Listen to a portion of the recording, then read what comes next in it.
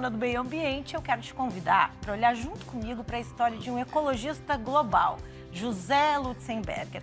Lutz morou quase toda a vida em Porto Alegre, mas ele foi um cara do mundo. Eu te mostro agora essa história que nos inspira e que virou livro. Lutz está no asfalto para colorir o horizonte da cidade e brota dos prédios para a gente nutrir esperança.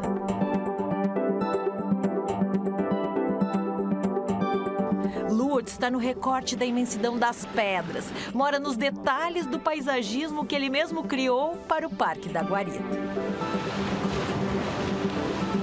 E de lá podemos olhar para o futuro, para sonhar com um planeta em harmonia. Por trás da herança e do legado de José Lutzenberger, existe uma história que virou o livro e que a gente foi conhecer de perto. Essa casa, que fica no bairro Santana, em Porto Alegre, é uma referência na vida de Lutz. Ele veio morar aqui aos 5 anos, na casa construída pelo pai. E depois, nos últimos 30 anos de vida, ficou nesse endereço, em Porto Alegre. O pequeno relicário dos objetos de Lutz foi o ponto de encontro com a filha. Lili é responsável por organizar o acervo pessoal do pai, que guarda muitos tesouros. Tu tinha noção de quem era teu pai no mundo? Eu fui tendo, mas eu tinha noção que ele era uma pessoa muito conhecida, porque aqui em casa não tinha como não ter essa noção, porque era um entra e sai constante, e a correspondência, e ele vivia viajando para fazer palestras, então ele era uma pessoa conhecida, nós percebíamos isso, claro, mas ele foi ficando cada vez mais internacional. Lutz, um ambientalista global, é o nome do livro que mostra a história desse homem que ganhou o mundo. Engenheiro agrônomo, nascido em 1926, falava 5 línguas. Morou 14 anos fora do país e trabalhou na indústria agroquímica. Até voltar ao Brasil. Na década de 70, passou a lutar pelo meio ambiente e virou um ativista contra o uso de agrotóxicos. Ele escutava notícias todos os dias, de manhã cedo, ele Do mundo todo? botava onda curta, fazia uma barulheira, porque ele dizia que ele queria ter as notícias da última hora. Helenita é historiadora e especialista em história ambiental. Com a ajuda da filha de Lutz, mergulhou no acervo de Lutzenberger desde 2011. Há 6 anos começou a escrever o livro, que foi lançado agora.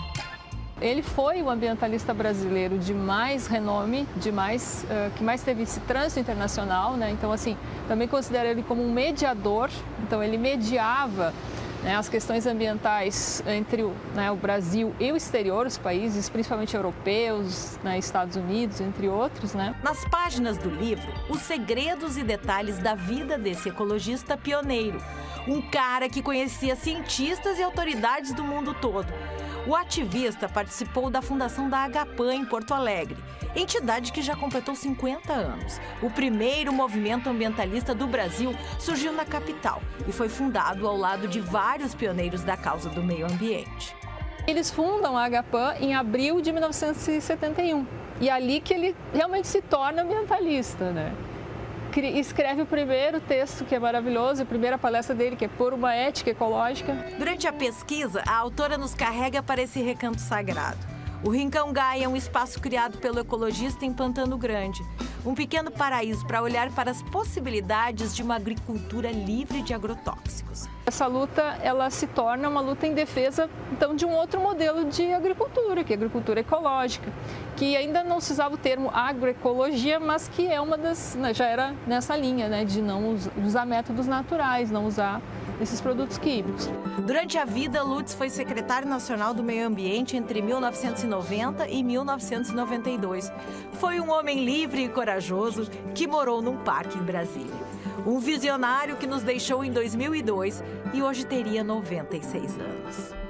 É incrível como o Lutz é atual, né? Porque a gente não superou os problemas ambientais, né? Então, ele é atualíssimo. Ele pensava num mundo em que o meio ambiente era muito importante, né? Isso nunca foi tão atual, né? Exato, e ele tinha já muitas décadas atrás uma concepção de meio ambiente que muitos ambientalistas na época não tinham.